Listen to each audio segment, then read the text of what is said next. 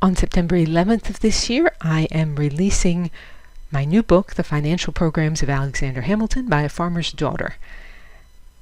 This is September 11th is the 232nd anniversary of Alexander Hamilton's appointment as the first Secretary of the Treasury of the United States.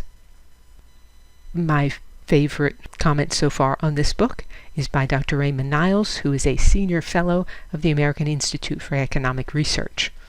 Quote, "This farmer's daughter does something sophisticated economists fail to do.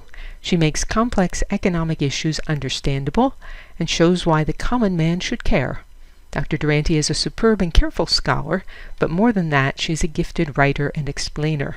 You will understand why Hamilton's economic and political ideas provided the solid foundation for America, without which the American Revolution probably would have been just a flash in the pan." End of quote. The book is 6 by 9 inches, 392 pages with 25 illustrations. About half the book consists of Hamilton's 3 major policy papers. I've provided each of them with outline headings, which makes them much easier to read.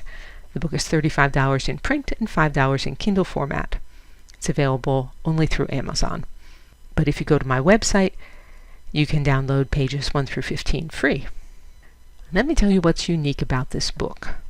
It looks at Hamilton's programs from the perspective of Hamilton's contemporaries, using primary sources.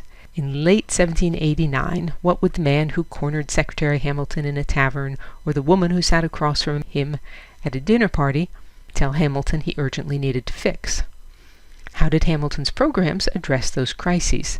And what made those programs so useful that the programs remained in place long after the crises of the 1780s and 90s were resolved? Like a novel, history is more gripping if it's told with dialogue rather than third-person exposition. This book provides historical context and then lets Hamilton and his contemporaries do the talking. When you hear Americans of the 1790s speaking, you can grasp that they were real people with serious problems, many of which are still relevant to us. The format of the print version, I think, will be especially helpful. Most of the footnotes are substantive, and I've put them at the bottom of the page so that you don't have to flip back and forth to the end of the book, but it's also obvious where the main text starts and ends, so you can skip the footnotes if you choose to. I'm an independent researcher, freelance writer, and lecturer.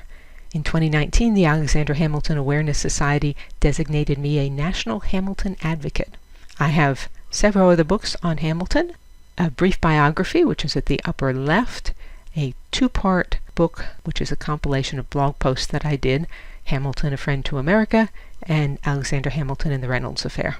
So, The Financial Programs is the 5th book. Thank you for listening.